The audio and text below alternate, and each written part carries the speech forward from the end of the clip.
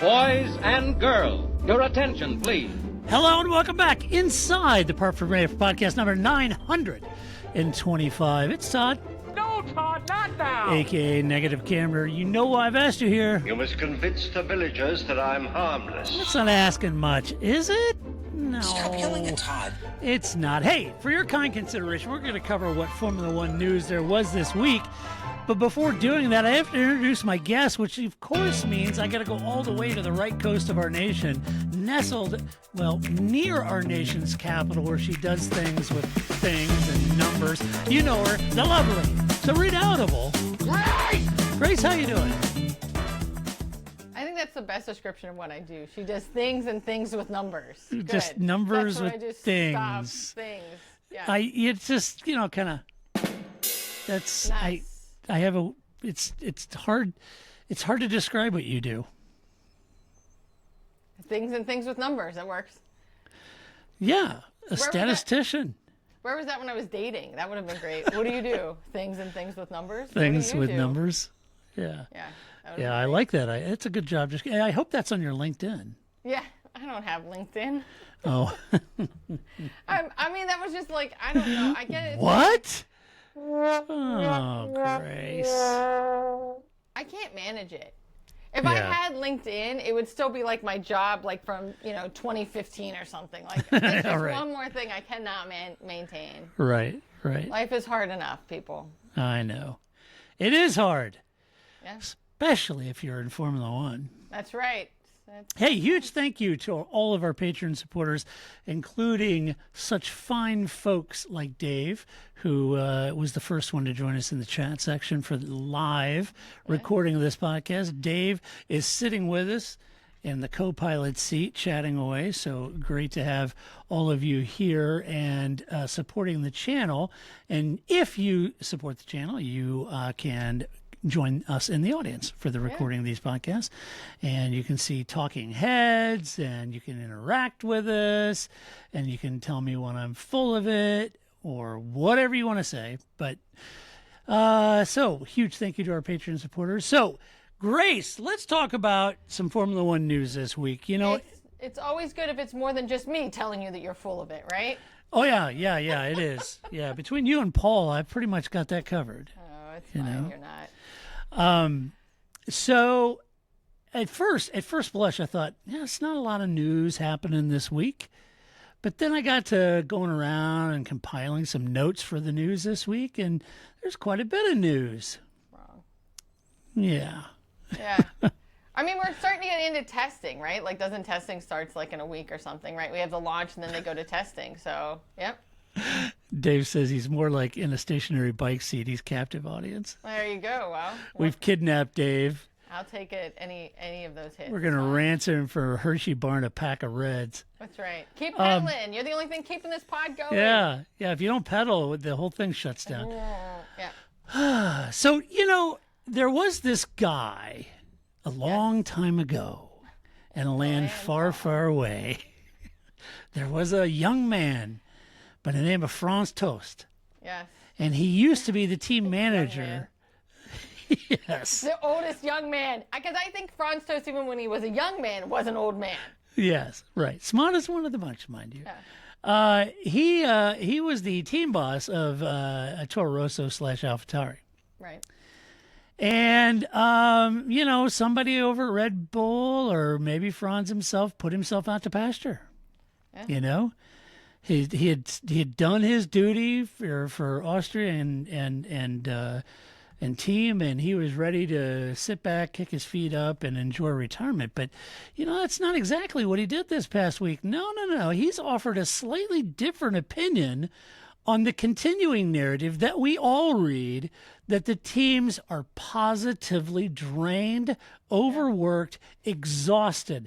This whole notion of a 24-race season is at the boiling point. It is going to blow up on Formula One because you cannot have all the team personnel flying all over the world, doing all of these races. It's just too much, right?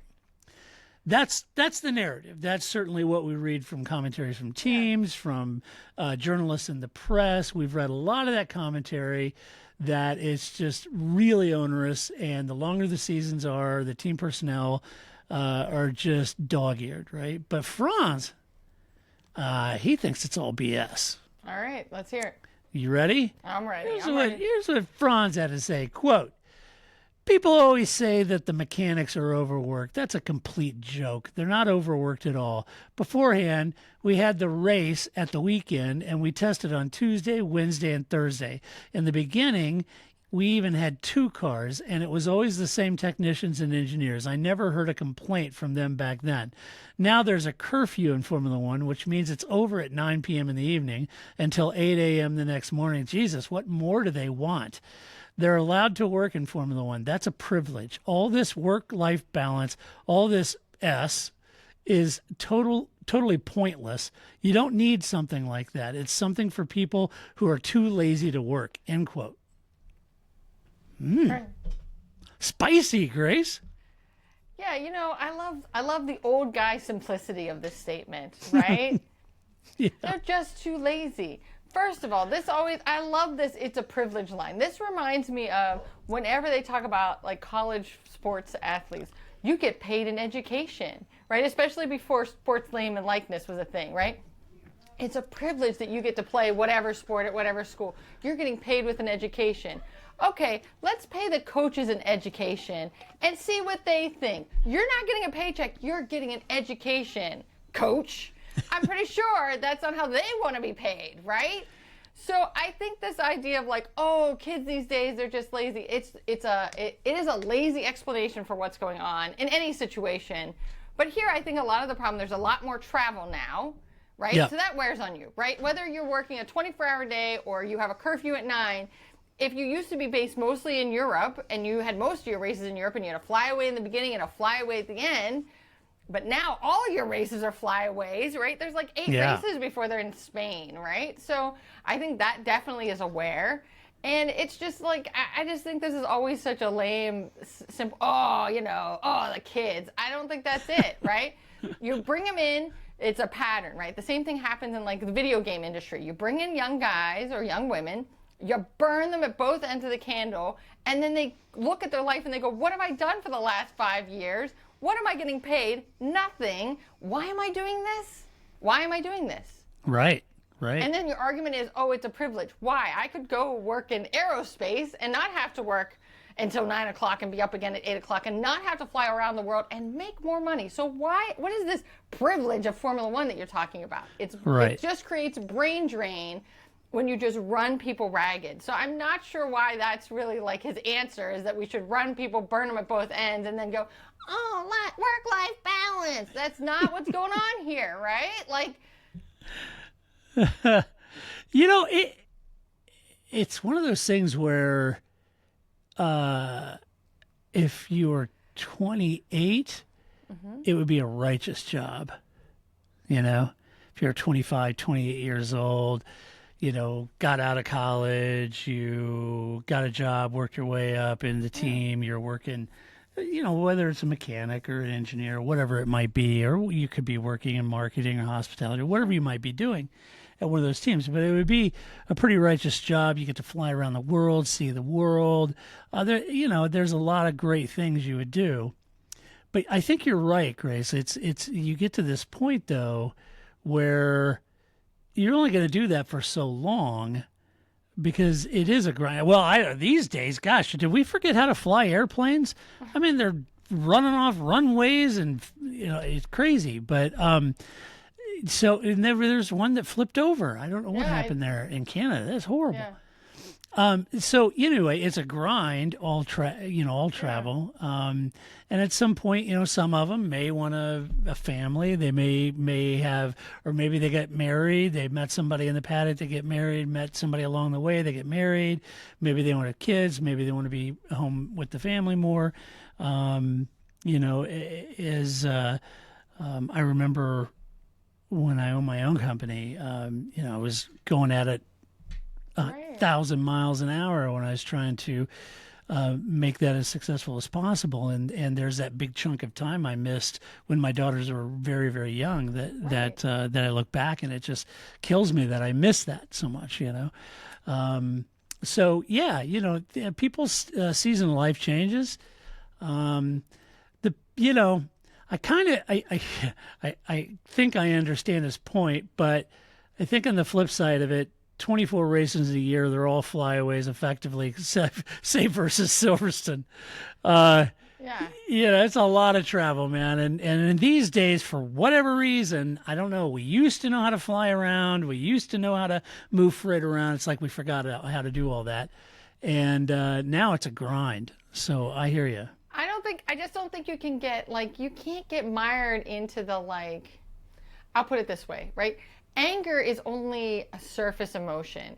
If somebody comes at you and they're angry, if you were like, oh, Grace, I'm really angry at this. I'm your friend. So what I'm going to say is Todd, let's talk about this because you're not angry. There's something else.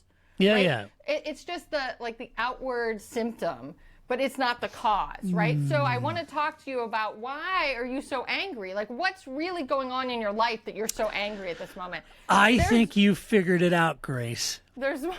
I think you figured it out because, when I said the lead in, either Red Bull put him out to pasture or he wanted to retire. Yeah, that's the we're on it now.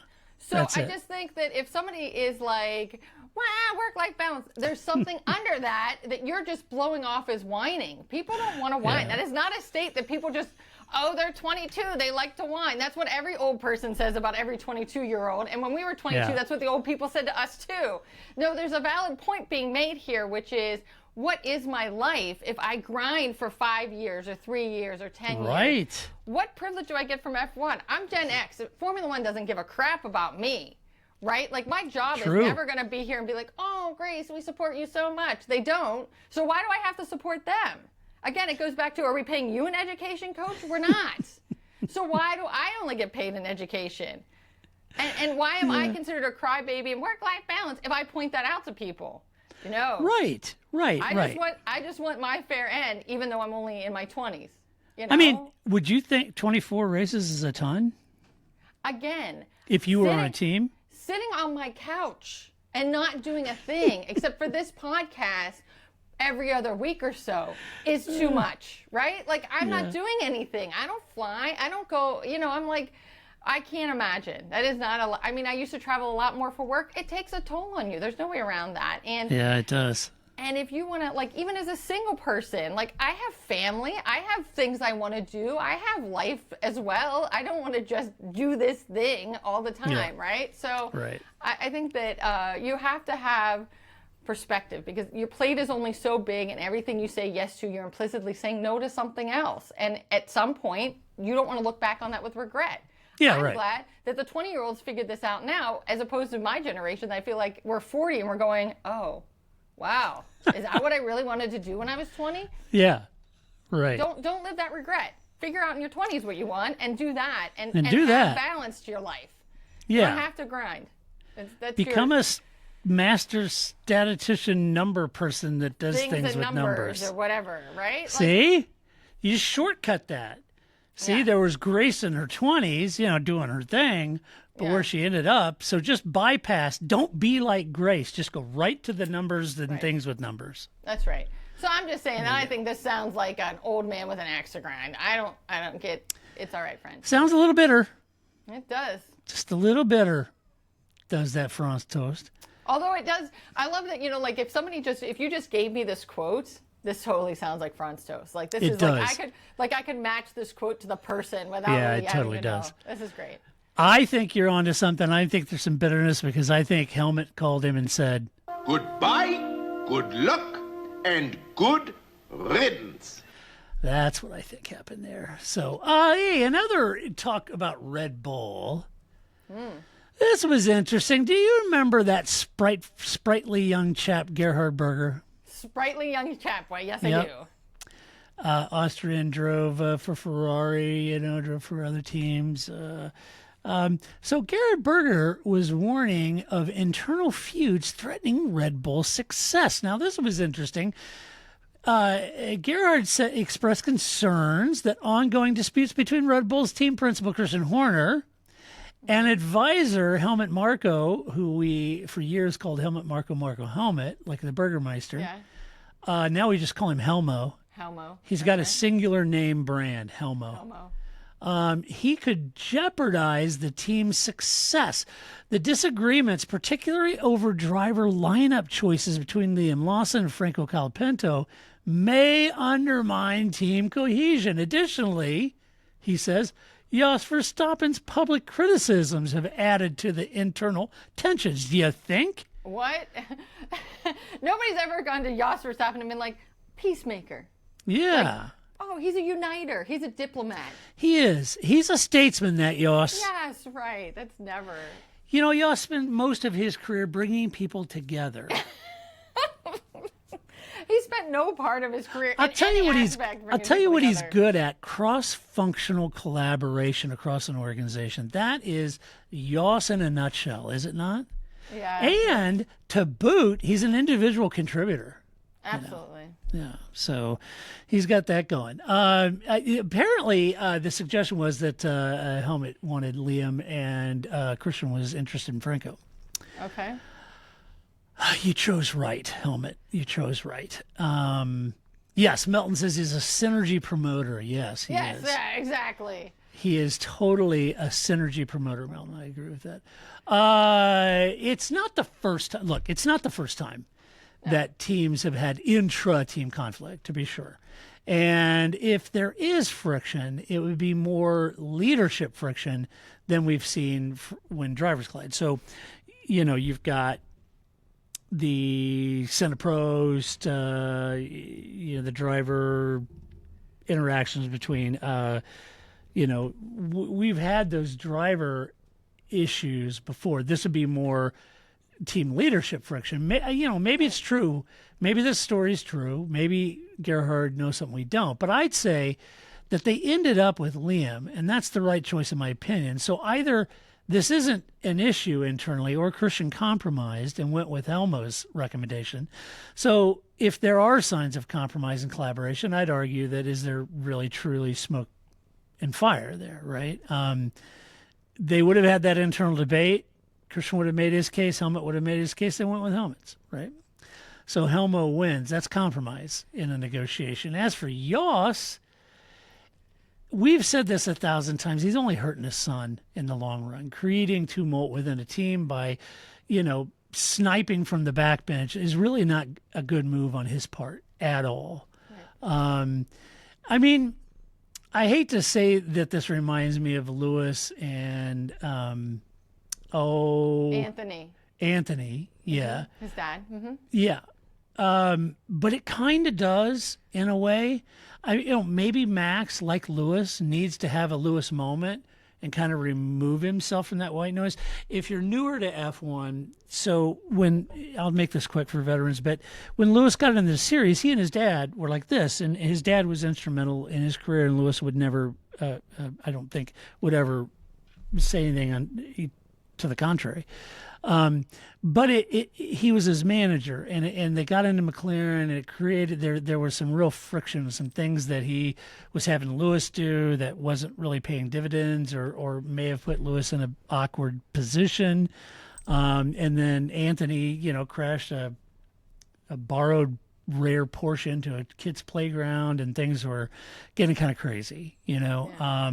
And his dad.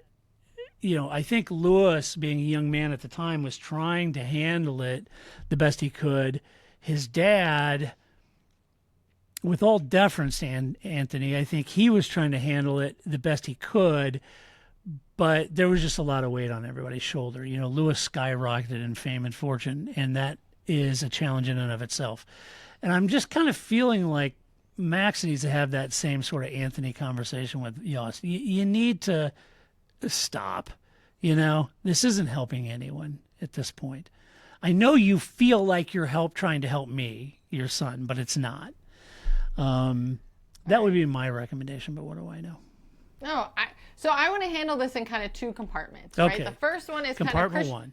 Christian Horner and Helmo, right? That's compartment one. Compartment two is Jos, right? Yep. So I think that we've discussed this before, and that the role of Didi in all of this, and his son passing, has really affected the relationship between Christian Horner as the head of Red Bull Racing and Helmo, who is an employee of Red Bull, right? So if you think of like the organizational chart of Red Bull, they kind of like sit diagonal from each other. Yeah, right. Not contemporaries, and not that Helmo's under Christian Horner. Yeah, Helmo right. is distinctly above him and separate, right?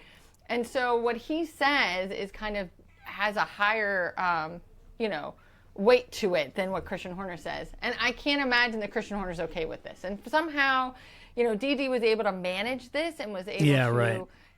Kid Helmo doing, the junior racing team, junior driver program and sort of that part of it. And Christian ran the race team, and it all kind of worked. And it's just not worked since then. And the two of them really haven't, worked together well. And so, and Christian Horner, I can't imagine. It has to be hard to just like have to take these decisions. So, I mean, I agree that I think if I had to choose between Liam and Franco, I also would have picked Liam. Yeah. But I don't know that that's, I think that regardless, Christian may have won a driver A and Helmo won a driver B, and then we're at an impasse. And it doesn't really matter who the right driver is. The driver that won is Helmo's driver, and I'm sure that can't sit well with Christian Horner.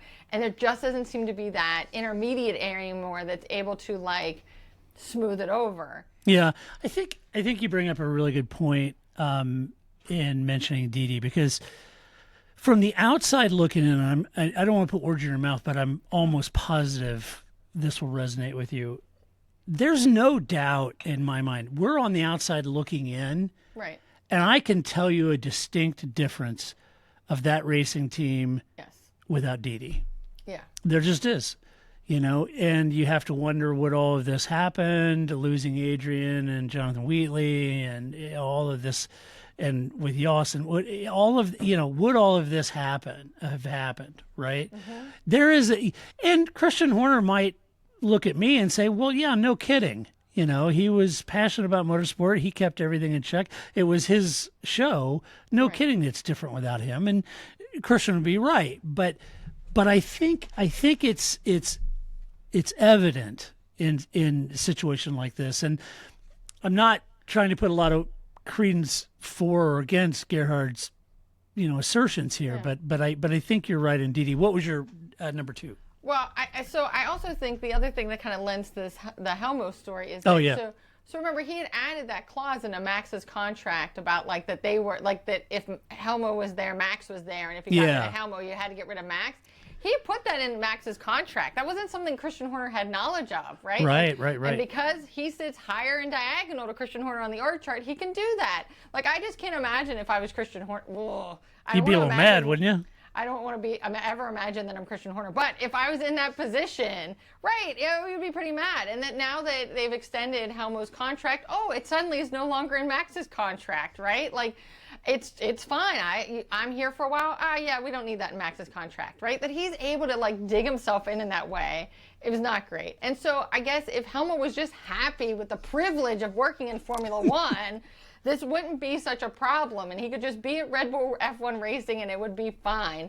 And he wouldn't need to pull things like this. But, he's an old guy, and he always pulls these, like, pretty Bernie, shrewd, though. He pulls these Bernie moves. Like, that's Yeah, totally a Bernie, like, totally is a Bernie if move. you're going to get rid of Max, you got to you extended my contract? Yeah, we don't need to worry about that now. Totally a Bernie thing.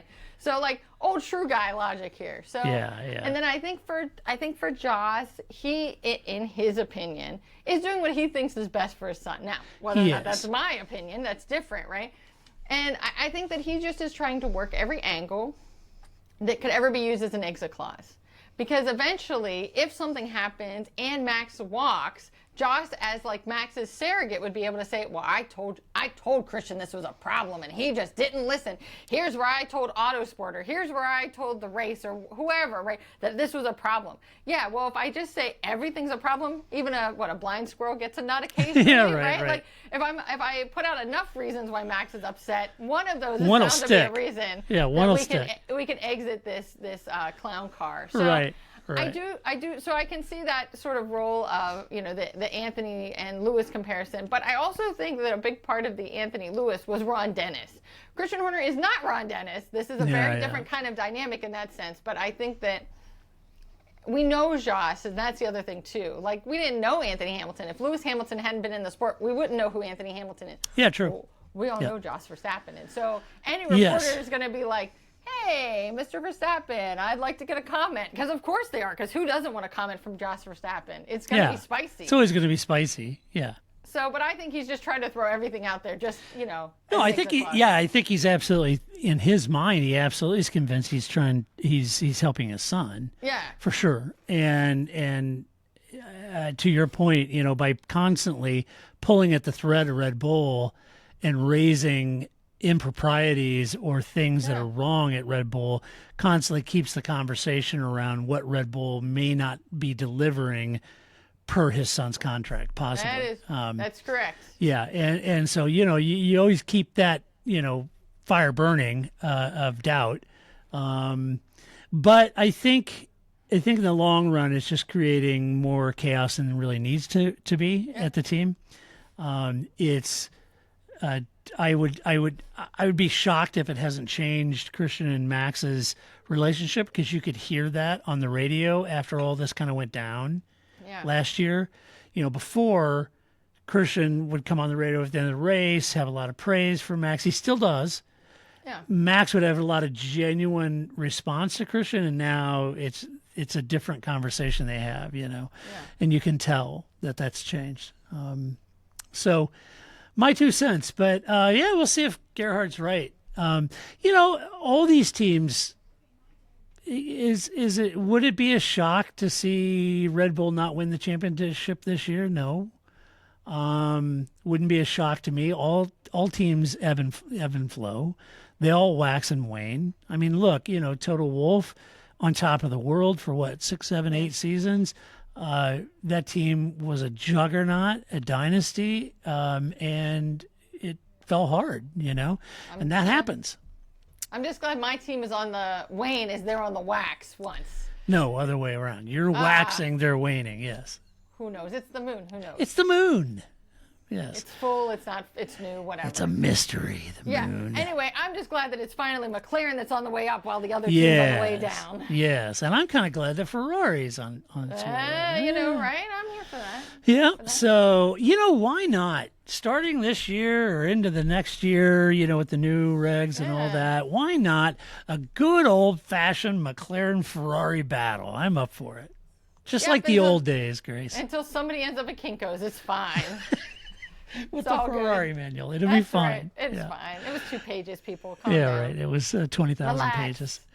So that's that news. In other news, so you're being critical of things. We mentioned this headline last week in Alvin's Cats, and I got to reading a little bit more about it. You remember last week I said that Bernie Eccleston had criticized Lewis's move to Ferrari. Bernie had criticized his decision to join Ferrari, criticized Ferrari, said he hoped Ferrari didn't regret this move after all the money they paid him, suggesting that there's going to be internal challenges in competition with Charles Leclerc that's going to hinder his success. He questioned Hamilton's motivation after securing 7 world titles and highlighted potential difficulties adapting to Ferrari's environment. I did think it was funny last week. So you had Fred there with Lewis and Charles. Right. Now keep in mind, Charles fluent in Italian. Right. And French and English. Right. So Lewis is up there and the whole team is down there and they've got him on some scaffolding or whatever. And there's Charles and there's Fred. They hand him a mic and he's like, testing. Yeah. Ciao, amici. And everybody's like, oh my God, he spoke Italian. Oh my gosh. It was just, as soon as he said that, it was like, oh my gosh, Lewis spoke some Italian. Meanwhile, Charles over here, okay, he said hello, friends. Dude, you want me to read the technical manual in Italian? I can do that. Have you seen the video where James Vowles starts speaking in Spanish while sitting next to Yes. Carlos Sainz? That one I love too, because Carlos always has the best face because he's like, he does. He's like, whoa. Yeah, it was great. Ooh, look at that. It was great.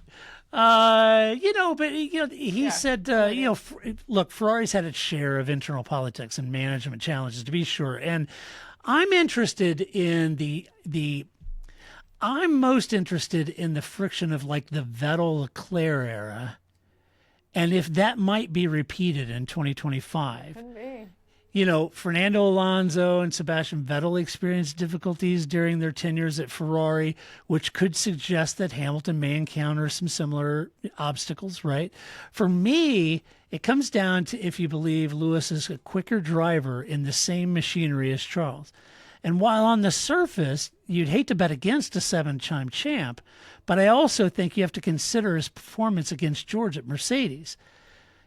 As we've said before, or I've said on this podcast before, George, Charles, Max, Carlos, Oscar, Lando, they're all part of that younger generation driver. That's not Lewis's peers. He's not in that group, right? He's in the Fernando, Vettel, Checo group. Right. And so are we convinced Lewis's move to Ferrari will be the spark that lifts Lewis's energy, his focus, his performance up to a point of knocking Leclerc's feet off the desk and taking over that team in order to win his 8th title? It's a tall order. And while I would love to be proven wrong, I'm not sure I would bet heavily on that. And I think that in essence is kind of what Bernie's saying. Now, it doesn't come across that way in the news article. It comes across much more terse than that. But I think that's what he's alluding to, that there's more challenges than meets the eye. I think that's at that true. Team. Because it's Ferrari. It's a political beast. I think that's true, but I think also from Lewis's perspective, if staying at Mercedes he didn't feel was an option. Because if staying at Mercedes was an option, that's where you would stay. I think you always choose the enemy you know, right? Like, so for whatever reason he feels staying at Mercedes is not a good way forward for whatever, however many years he has left in the sport. 5, we'll just say 5 years, right? Yeah. Staying at Mercedes wasn't it. So then you look around and you're like, well, McLaren's out, right? They're full. They're not getting rid of their guys. Red Bull is currently full, half full, but I am not going to Red Bull and being second to Max Verstappen. Like, that's not going to happen, right? No. Where else was he going to go? So I think that's part of it too, right? And he always wanted to drive for Ferrari. Everybody wants to drive for Ferrari. Of course they do. So I see Bernie's point, but also what else was Lewis going to do? But I also think it'll be interesting because I think every time there's a management change from Stefano Domenicali to Mattia Binotto, it's always like, this is the guy. So now we're all like, maybe Fred's the guy, right? Maybe Fred is the guy that can kind of like finally get Ferrari to work like we all want them to work. And, to that point, Grace, I have a little egg on my face because I wasn't convinced of that. It but seems to be working. I got to be honest with you. He kind of seems to be more the guy than the last 3. Yeah. Right? So that's on me. I eat crow on that because I wasn't 100% convinced. I only knew Sauber Fred. Yeah. And although he's still kind of shucks, gaha, guff, ha kind of guy, which is fine. I love that about him.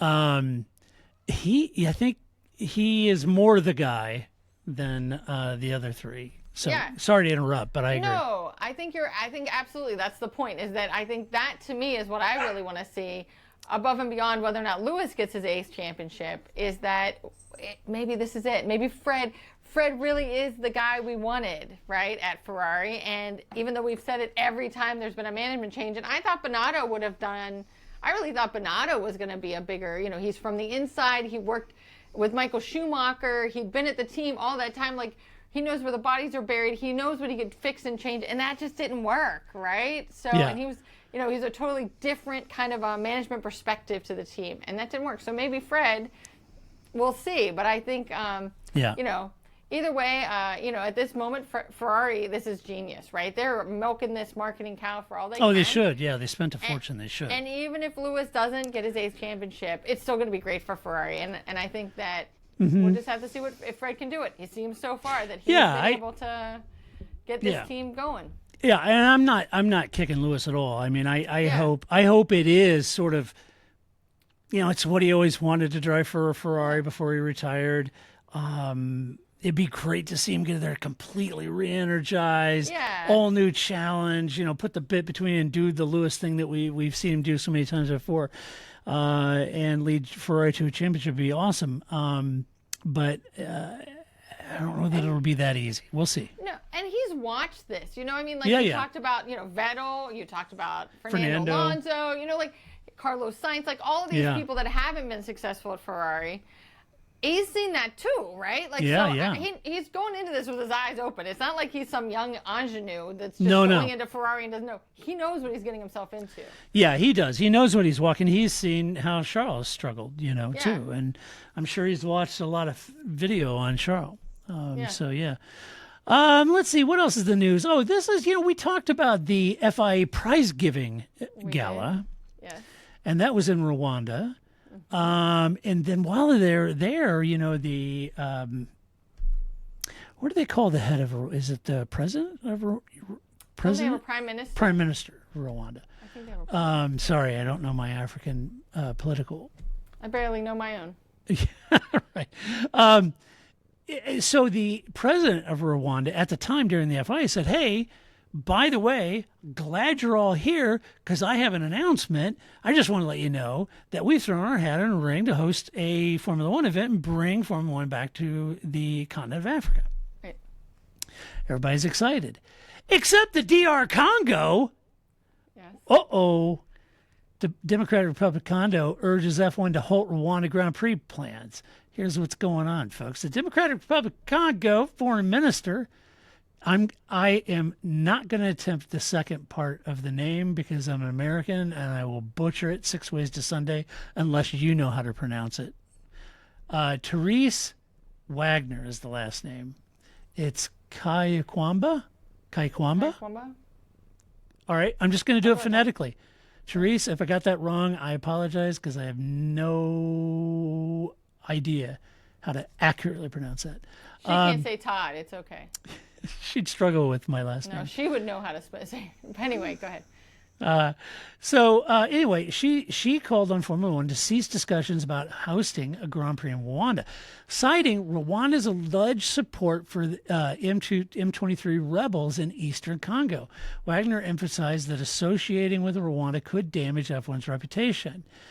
She's also suggested that South Africa might be a preferable alternative to hosting the race, which I would guess that it's got its own issues going on right now, too.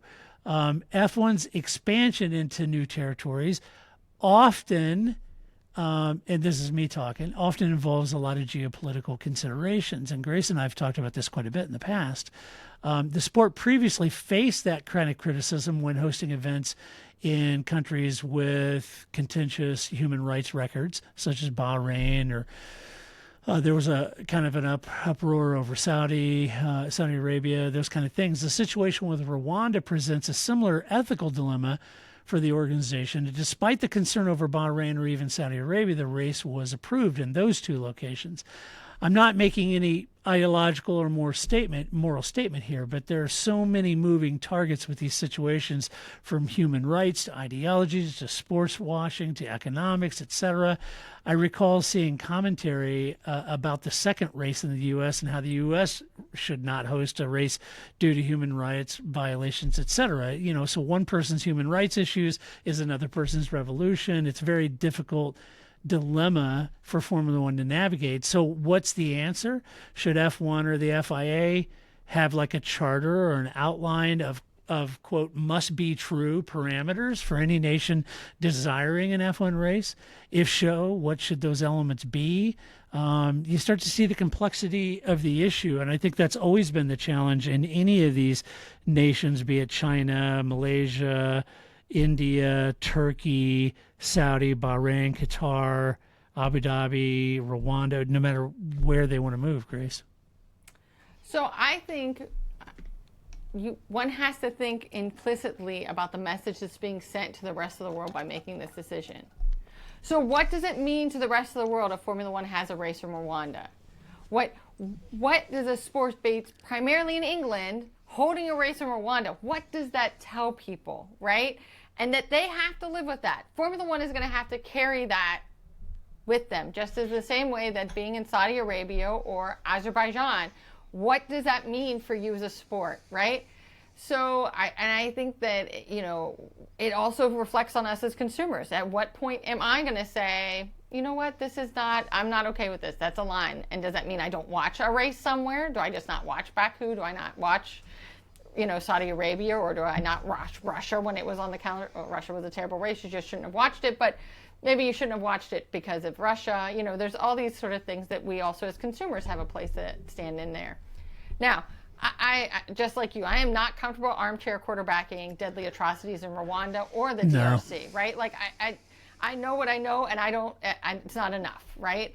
But I do think that when Formula One is going to be pushed on this, it's the same thing when I remember that interview with Stefano Domenicali when somebody went like, hey, Saudi Arabia, should we be here? What about those missiles that were just dropped like right over there? And he kind of went, boy, look at the kids, aren't they cute? Right? Like, he totally dodged the question, which I understand. Of course he's going to dodge the question. But you have to know that's coming. And Formula One, if you're going to continue to move into these places and then just say, oh, it's just about money. And we all know that's crap, right? Yeah. Like, you can say that, and maybe that is why you're there, because Rwanda had a lot of money. But this says something about you as a sport, and it says something about Liberty Media. And you can never separate politics and very difficult. The interrelationship of all these components to each other. Yeah, it's very difficult. What I think is... what strikes me is that we have MBS who's out there like, don't be swearing on the radios, but we're going to have a race in Rwanda. Right. Cool. That's where Right. you're going to spend all your energy, right?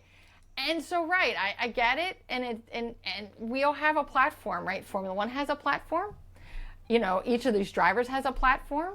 I mean, some of them spoke out about Saudi Arabia, whether it was just like, hey, there was a bomb drop there. Maybe that's not okay. I mean, and Rwanda and the DRC, like, this is not, it's a very tense situation, and it's not one that I would necessarily want to be that close to, but I also don't live in either Rwanda or the DRC. I would be armchair quarterbacking it at that point, but they should know, right? They're the ones that are going there, putting their lives Yeah, you got to do the research. There. And I think that we all have a decision to make, right? If we want to continue to watch this, not watch it, watch that race. No country is pure. No company is pure, right? I think there's always scandals when it's like, oh, they support that. Liberty Media, for sure, they support things I don't agree with, but I keep watching Formula One, don't I? So what does that say about me, right? So I think that's where we each have a place to stand. The drivers have a place to stand. Formula One has a place to stand, because Formula One having a race in Rwanda says something to the rest of the world, and we're left to decide what to do with that. Yeah, it's about like when NASCAR goes to Pocono. Oh. Okay, it's Pocono not the is same. a lovely place. I've never been to Pocono. I'd love to go. I've been to the track. Yeah. So it is a very, see, that's kind of why I'm thinking, if you're going to do that, I think, and I'm sure F1 has a tick box of must be trues, Well, I mean, to me, those tick boxes are pretty few. If this is like, now we're moving in my opinion, we talked about this. I was like, when they are having the prize giving ceremony there, I was like, okay. And I get it. It can be very deflating. I think that's the other thing too. It is.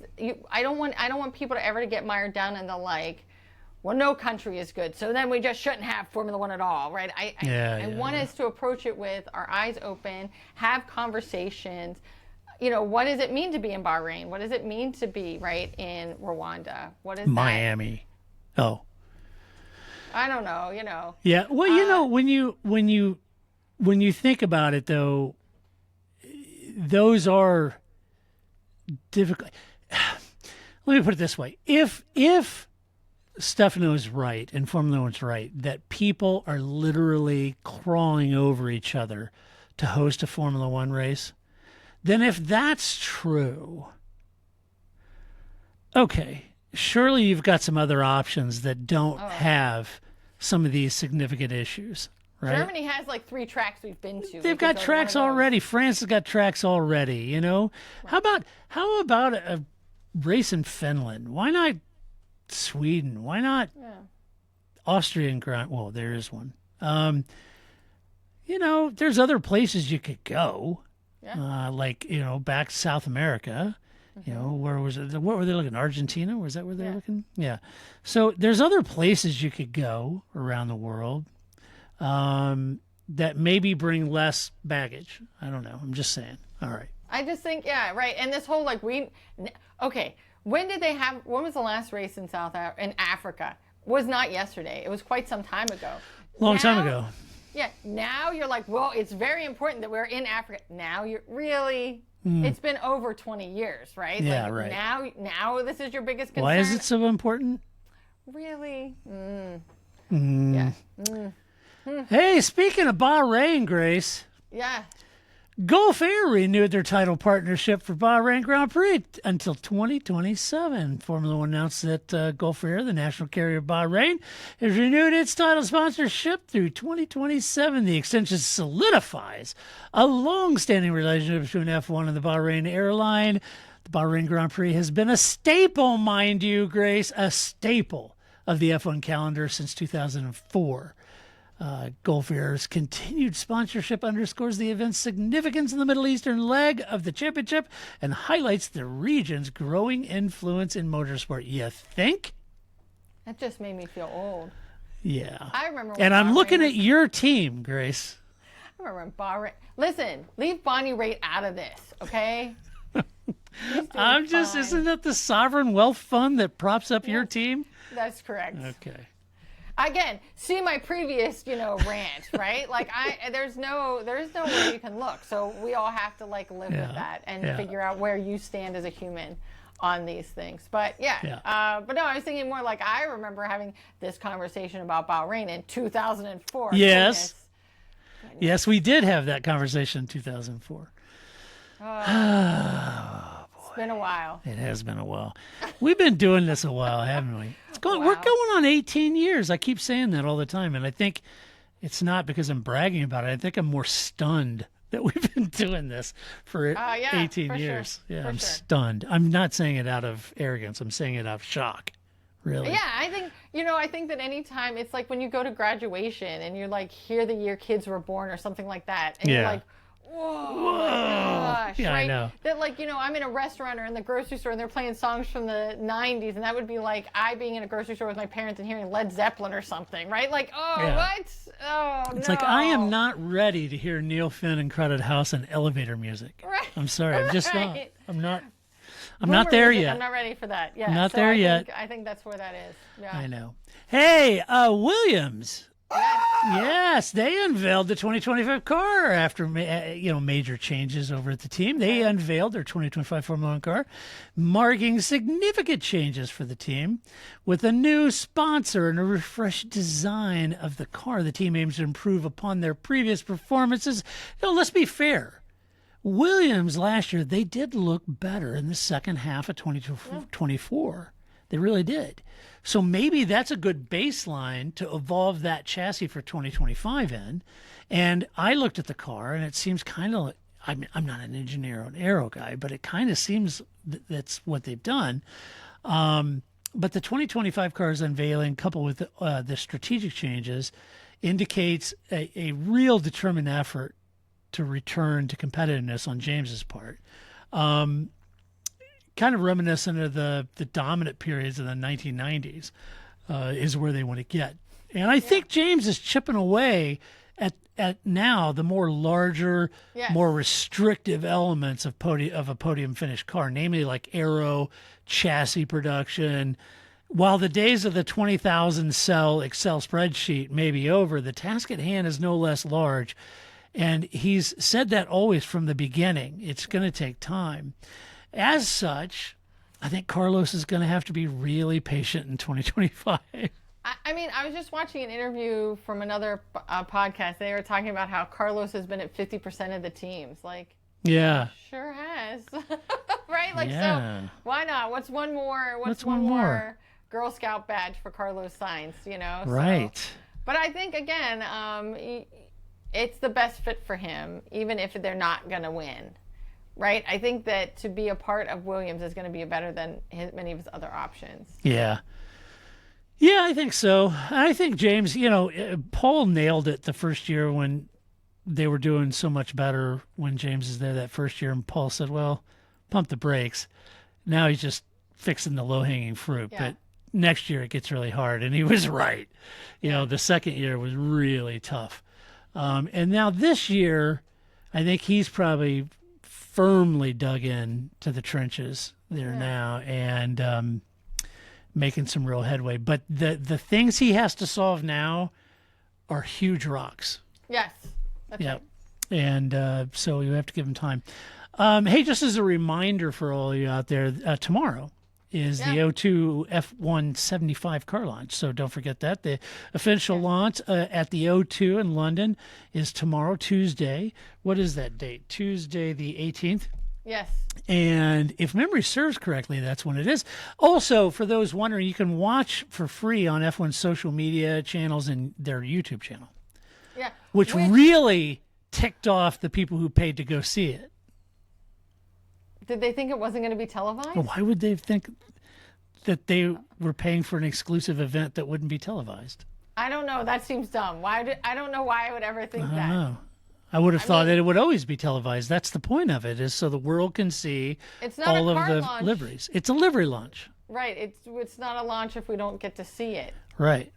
I mean, I think that, but I guess the other thing too is it's like you can watch, you can go to a Taylor Swift concert, or you can go and watch her movie, right? Yeah. Of the concert. But clearly the movie isn't the same as going to the concert. No. When do you expect that to be here too? Like, yes, I can watch the launch on YouTube, but that's not going to be the same as your experience being there, right? There has to be some reason why you want to be there. But to think it wasn't going to be televised seems pointless. You know, I'll just give you a quick synopsis of the social media tomorrow.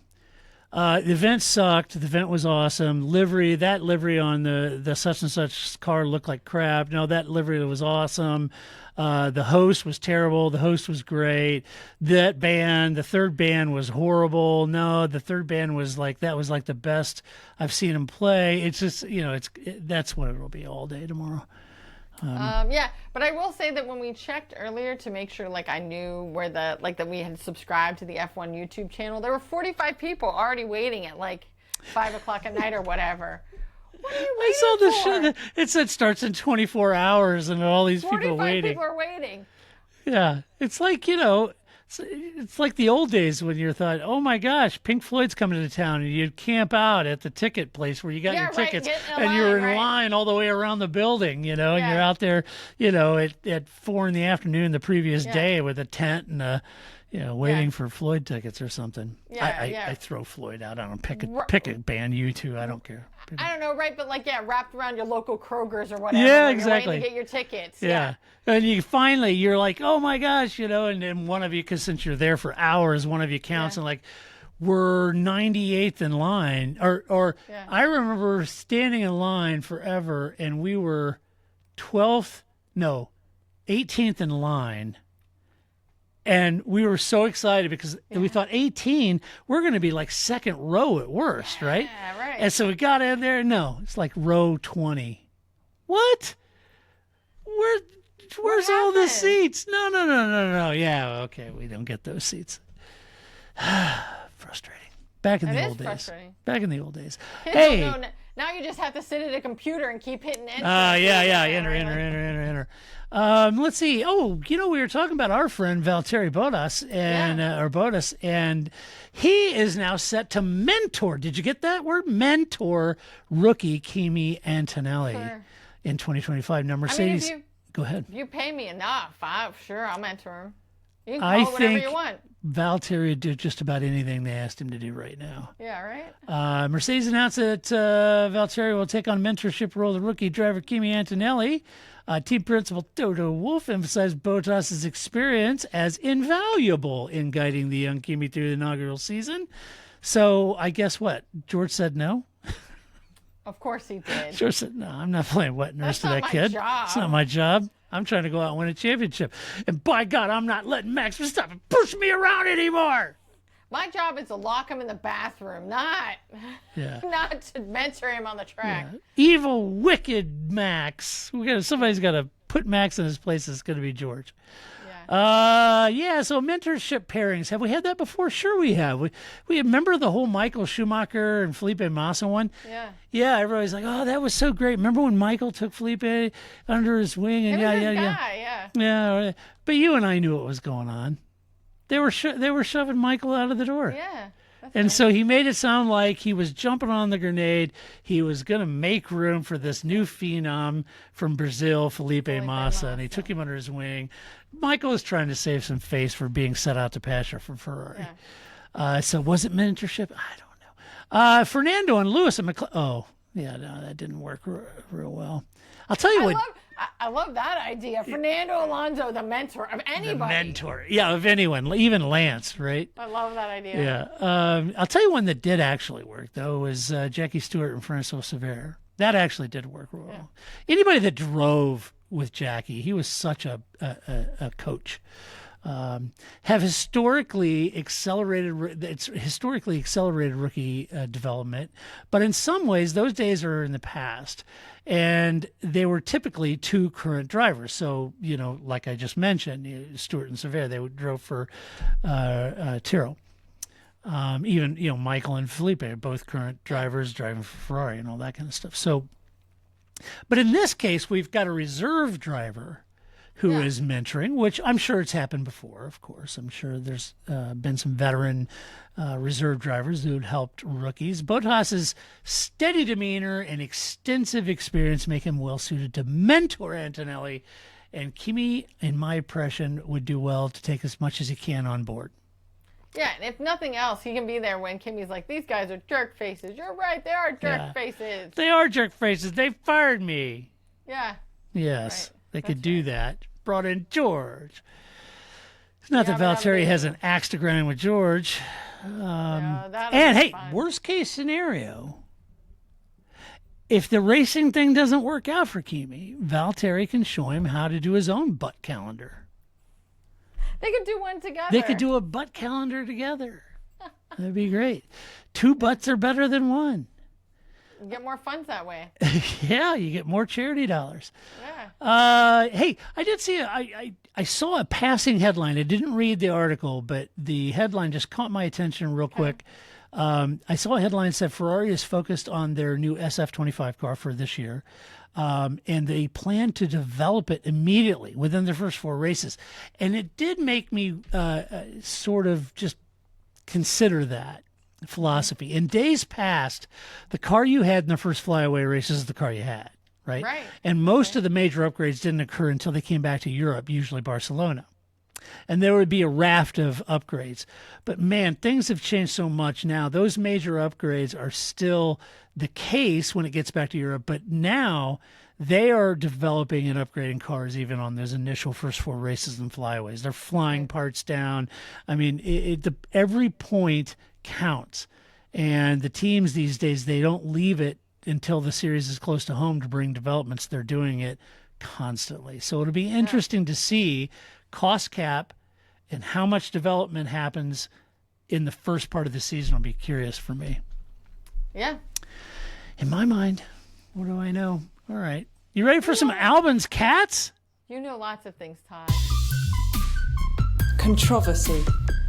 Controversy, Grace. Oh, Albans cats. What do you got for us, Grace? All right, so maybe people knew about this, but I didn't know about this. Okay. So therefore, I'm going to share it with people because maybe there are other people that didn't know about this. Did you know that David Coulthard and Eddie Jordan had a podcast together? Yes. Okay, so it's delightful. If people like me did not know but stumbled across this podcast, give it a listen. Delightful.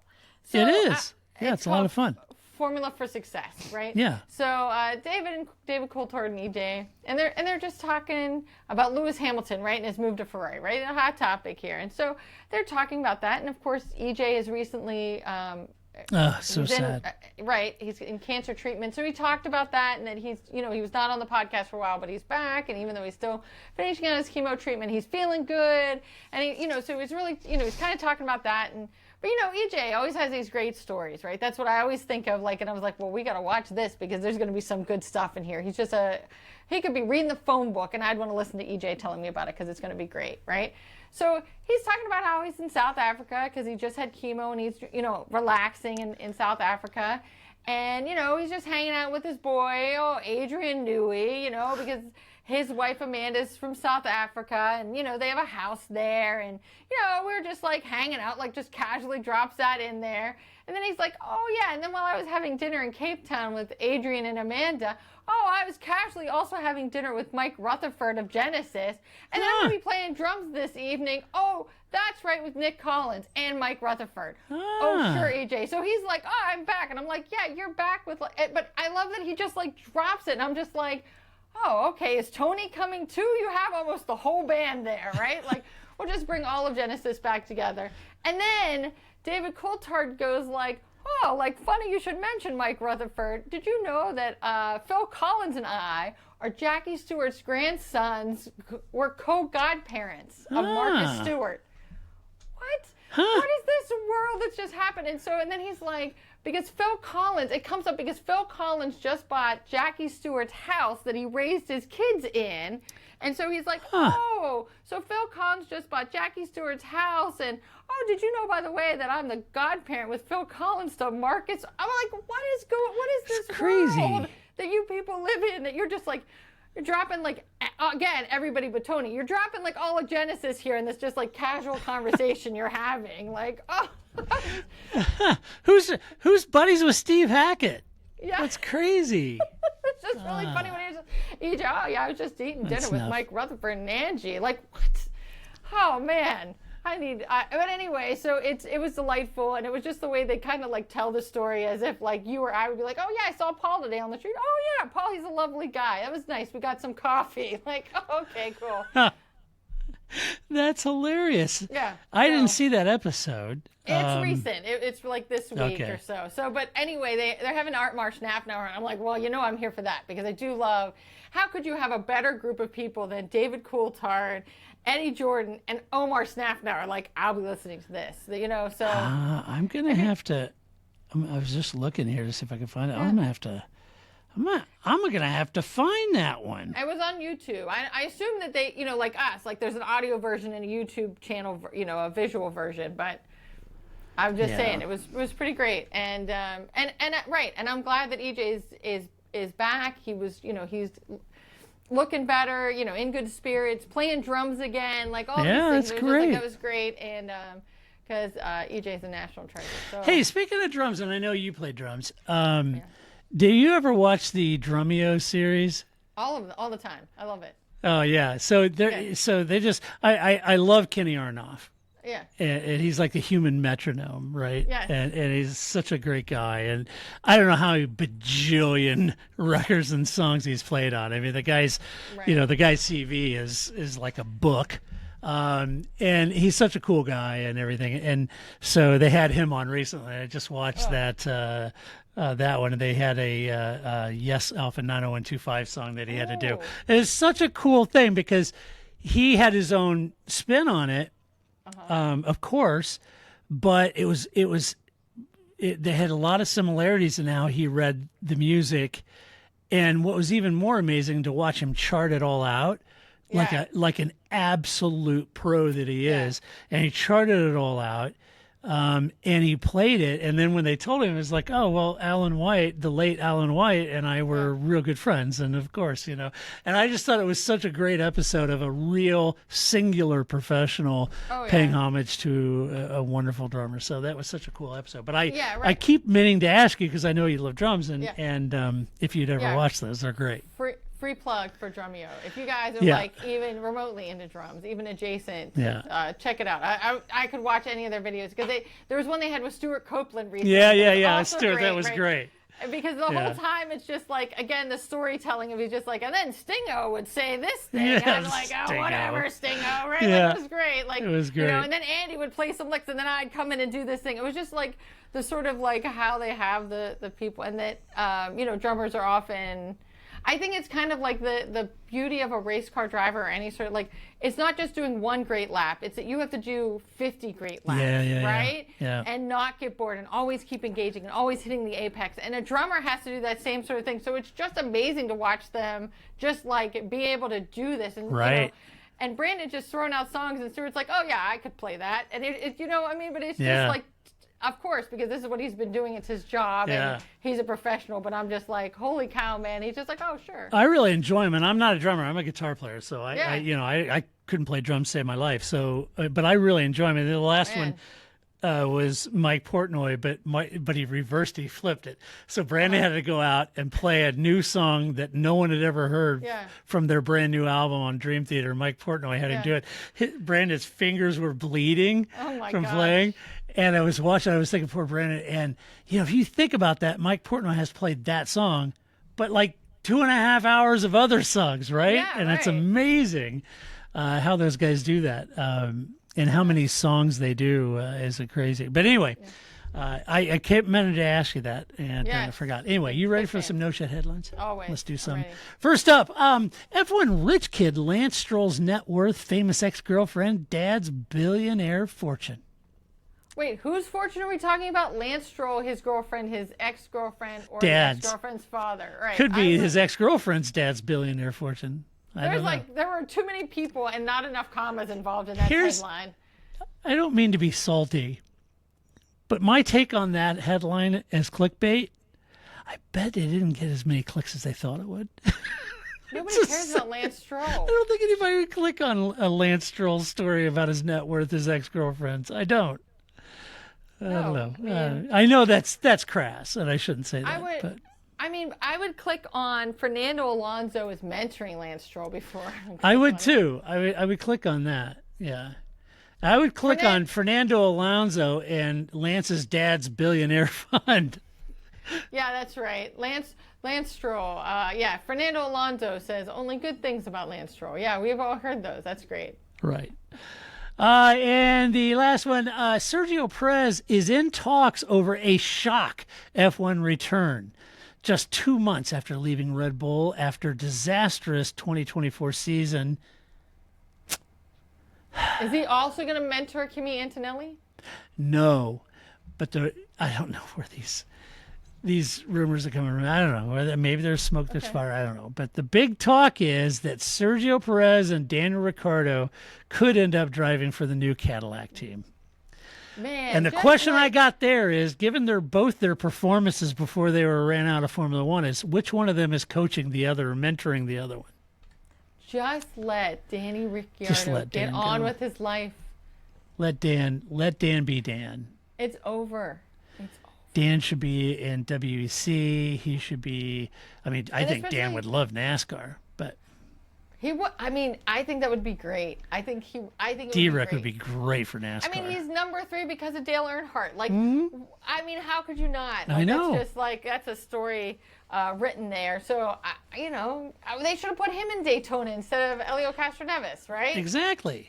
Should And put we would've- D-Rec in there. That's right. No, I think so. But I mean, Ricciardo himself has said no. And not in the sort of like, we'll see, it's over. Like, I'm just kidding. No, he's over. Yeah, Right? Like, let it go. Let it go. Move on, people. So. I agree. All right. Call up Kimmy. And do they still race trucks? Is there still a truck season? Yeah, This there series? is. Yeah. All right. So very good. So call up Kimmy, get him out of retirement, and ride yourself some trucks. That would be great. I agree. I want to watch that. I agree. I'm all for that. I think that would be a great idea for both of them to get into the truck series. Why not? You could have Kimi and D-Rick together. I love it. I would love it too. I mean, especially because, like, is there more of a perfect odd couple personality-wise? Like, No. Kimmy and Ricciardo. I love, like, the idea of them doing pressers together, or, like, unbox videos together. Who doesn't love that idea? That would be, I agree. That would be pretty awesome. That would be great. I'm here for that. I am too. All right. Well, that does it for this podcast. That's what we think about the news. You let us know what you think about the news. You can do so at the Part From A. Hey, if you made it this far into the podcast, should have said this at the beginning, but I didn't because I'm silly like that. I changed over the winter here. I changed our logo and the look of the website. I just tidied it up, came out with a new logo. And some folks asked me about the logo and the merch. And today I updated all of our merch, our t-shirts and stuff like that. So the merch that's up on our store now has all the new logos, and you can go and get merch if you want the new logo there. So Well, now I know what I'm doing after this podcast. there you go. And I have to buy all the merch. you do. Like, You do. My wardrobe is now easily like 60%. I know. Apart I know. from my gear. And you look great in it. You know. It was great, though, because at the Super Bowl, one of my friends was like, wait, don't you have a Formula One podcast? A friend of mine was asking about it. Well, of course, I was wearing a Park for May shirt. Yes, I do. And Here. I was like, and she's like, what's the name of your podcast again? Here it is. It's this. It's like all I wear is our merch. So, Right. there you go. Right. So anyway, so you can pick that up at our shop if you're inclined to do Excellent. it. And we'll be back next week. If you like the podcast, give us some love, give us a good rating at your favorite player, and share it with other folks. And also, we'll be back next weekend to do this all over again. We'll find some fun stuff to talk about. We'll do it all over again next week. So until that time, this is Todd, a.k.a. Negative Camber, saying so long, Grace. See you next week. I'm trying to say bye. That's it, man. Game over, man. It's game over.